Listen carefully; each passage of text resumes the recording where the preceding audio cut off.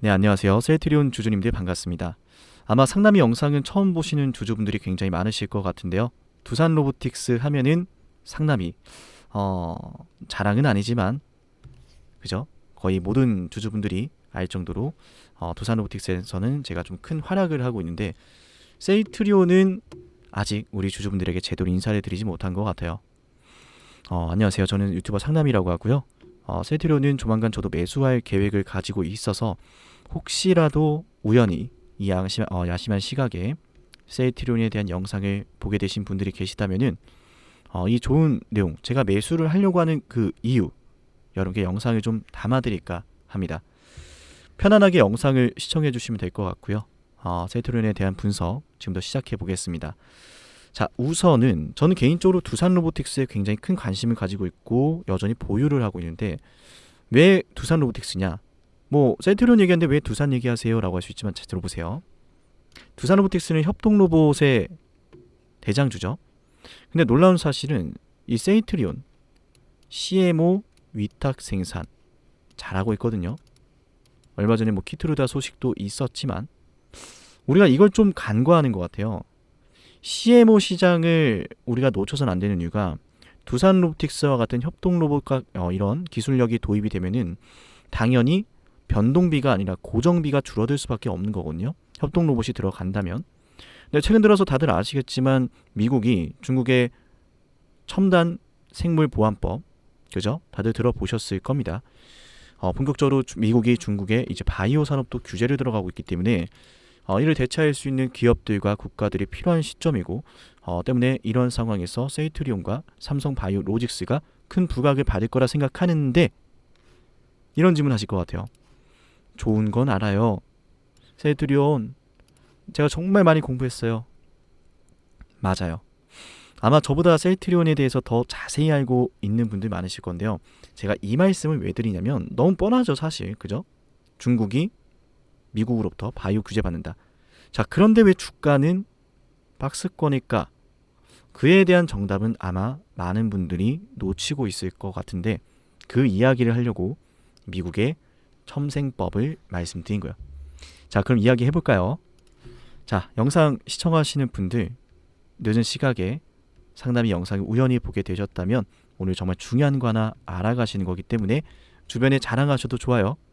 자, 영상 보시는 분들 좋아요 버튼 한 번씩 눌러주시면 감사하겠습니다. 자, 우리 순서를 한번 보도록 할게요. 합병 이야기가 나왔고, 그 전에 많은 분들이 걱정을 하셨지만 셀트리온이 결국은 성공적인 합병으로 주가가 급등을 했죠. 근데 주가는 박스권에 들어갑니다. 그리고 나서 최근 들어서 첨생법에 대한 이야기가 나오고 있는데, 놀랍게도 이 이야기는 2022년도부터 나오고 있었다라는 사실. 그죠? 근데 여기에서 핵심이 들어갑니다. 왜 여기에서 기사가 나왔느냐? 굳이 옛날 기사인데 그동안 가만히 있다가 어떤 유튜버를 보면은 이게 마치 올해 나온 내용처럼 이야기를 해요. 안타깝습니다. 정말 그게 진짜인 줄 아실까봐. 중요한 흐름인데 이게 22년도에 나온 거랑 24년도에 나온 거랑 정말 큰 차이가 있거든요. 만약에 이런 미국이 중국을 규제하는 바이든의 생물보안법 24년도에 통과가 됐다면 셀트리온은 반응을 했어야 돼요. 첨생법에 반응을 하지 않는 건 지금 발의가 되고 지금 시행되는 내용이 아니라 이미 과거부터 바이든이 시행을 해오던 내용이기 때문이에요. 그래서 주가가 반응이 없는 거고, 그리고 이어서 요거 재밌습니다. 놀라운 사실은 셀트리온이 이 엄청난 고점을 뚫어냈다가 빠졌다는 거예요. 왜 그럴까요? 왜 빠진 걸까요? 자, 말씀을 드릴게요. 많은 분들이 뭐 셀트리온에 대한 믿음도 있고, 뭐 진펜트라부터 시작해서 뭐 최근에 나온 키트루다, 재료는 정말 잘하시거든요. 재료는. 근데 이걸 놓치세요. 셀트리온의 주가 추세를 보시면요, 이것도 제대로 분석 못하는 사람들이 굉장히 많습니다. 정말 불쌍합니다. 어떤 분들이 그 영상을 믿고 따라갈까봐. 주가가 이 안에서 움직이고 있어요. 이 추세선도 기본적으로 못 끊는데 어떻게 방송을 하나 싶을 정도로 좀 어처구니가 없는데, 어쨌든 원래 이 안에서 움직이던 주가예요. 맞죠? 중간중간에 한 번씩 반등 그림도 보여져요. 그러나 단 한 번도 이 추세를 크게 벗어난 적이 없어요. 핵심 들어갑니다. 단 한 번도 이 추세를 벗어나지 못했다. 그런데 한 번씩 고점이 높아진 추세가, 저점이 높아진 추세가 있었다. 보이시나요, 여러분들? 작은 마름모 형태의 차트가 만들어지죠. 이 차트가 좀 주식을 잘 하시는 분들은 눈치를 채셨겠지만 변동성이 작다가 커지다가 작아지는 패턴 들어가면서 방향성이 나온 자리거든요. 마름모 형태. 근데 밀렸어요. 여기서도 변동성이 커져야 되는데 안 커지죠? 왜? 기다리고 있는 거예요. 그러다가 뚫어냈는데 뚫어낼 때 뭐가 있었어요? 모멘텀이었죠. 세이트 리온의 어떤 실적에 대한 기대감을 주목한 게 아니라 모두가 합병에 주목을 하고 있었다. 그리고 주가가 급등했다가 모멘텀으로 올랐기 때문에 그 모멘텀, 합병이라는 것이 추가적인 호재로 이어지지 못하면서 주가는 이렇게 조금 더 밀리게 되는 거예요. 우리가 영상 초반에 했던 말 기억할까요? 여러분에게 세이트 리온은 22년도에 이미 22년도에 이미 첨생법이 나와 있었다 그랬죠. 이게 왜 지금 나온 거랑 22년도에 나온 거랑 중요한 차이가 있냐면 22년도에는 법안은 발의가 되었지만 사실상 중국을 곧바로 대체할 수 있는 준비는 안 되었던 거예요. 미리 법을 만들어 놓고 이에 따른 생태계를 조성을 해야 되는데 당신은 다들 아시겠지만 코로나 팬데믹 사태 때문에 많은 경제가 큰 타격을 입었었고 그 와중에 생태계를 무리하게 조성을 하려고 하다 보면은 당연히 미중의 갈등이 심화가 되면서 더욱더 경제는 어려워졌을 거예요. 이게 단순한 내용은 아니에요.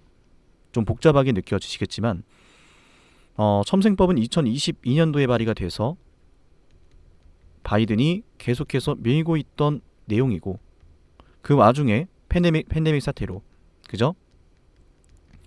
코비드 사태로 경제가 큰 타격을 입었습니다.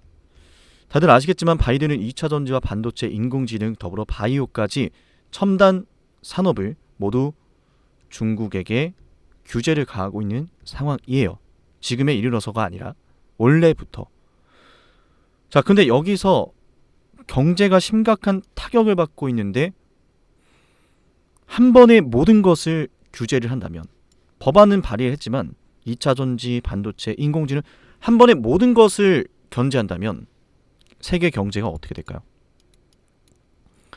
중국에 의존하는 세계 경제 의존도가 굉장히 높았기 때문에 바이든 입장에서도 그 부분은 간과할 수가 없었을 거예요. 여기서 정말 중요한 거.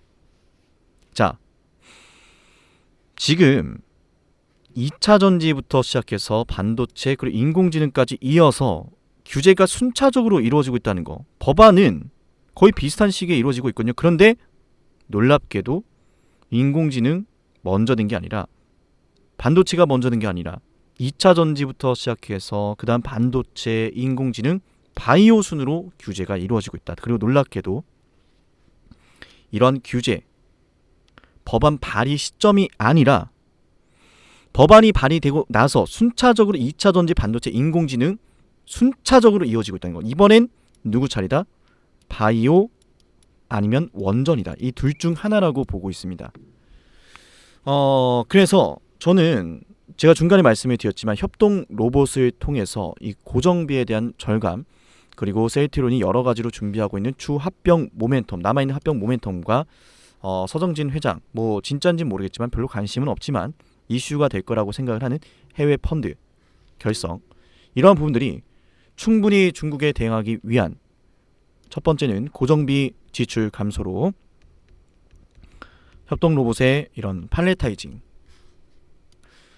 팔레타이징 뭐랄까요? 팔레타이징 도입하면은 이 CMO 위탁 생산 기업들은, 그러니까 위탁 생산 기업들은 아무래도 팔레타이징을 토대로 안전하고 규칙적으로, 그죠? 물건을 운반하고 생산할 수 있습니다. 대량으로 생산하는 기업에겐 정말 필요한 내용이에요. 그래서 고정 비용을 좀 감소시키면서, 그리고 이어서 마지막 합병까지 이루어졌을 때 세이트리온은 무언가를 들고 나타날 가능성이 높다. 합병 이후에요. 그래서 합병에 대한 의문점이 많이 드시겠지만 저는 개인적으로 합병이 되었다 라는 소식으로 세이트리온이 올라가기보다는 합병 이후에 나와주는 대중국 견제 관련 정책이라든지 실적을 더욱더 높여주기 위한 어떤 고정비 지출의 감소, 이런 것들이 복합적으로 어우러진 상태에서 뭐가 나온다? 서정진 회장의 이슈, 이런 것들 함께 이루어질 거라 생각을 합니다. 그래서 전체적으로 시장 자체가 2차전지 반도체 인공지능 순으로, 그죠? 이미 중국에 대한 견제 법안으로 통과가 되었던 내용들이 시간이 지나고 나서 이렇게 시장의 순환을 만들어내고 있기 때문에 이번 타자는 당연히 남아있는 원전 혹은 바이오가 될 가능성이 매우 높다라고 생각을 합니다.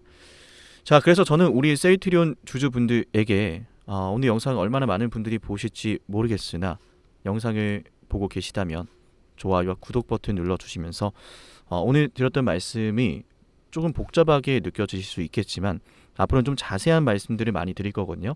그 내용들을 앞으로 이 세이트리온 영상에서 함께 해보실 수 있기 때문에 그런 부분들 확인하고 싶으신 분들은 영상 구독해 주시면 좋을 것 같습니다. 저도 조만간 매수를 할 건데요. 매수를 할 때는 우리 구독자분들에게도 함께 공유를 드릴 거고요. 놀라운 급등으로 돌파, 모멘텀으로 올라왔던 것처럼 모멘텀으로 결국 주가는 또 상승을 할 것이다. 자, 이렇게 좀 말씀을 드리면서 세이트리온은 여기서 영상을 마무리하겠습니다. 감사합니다.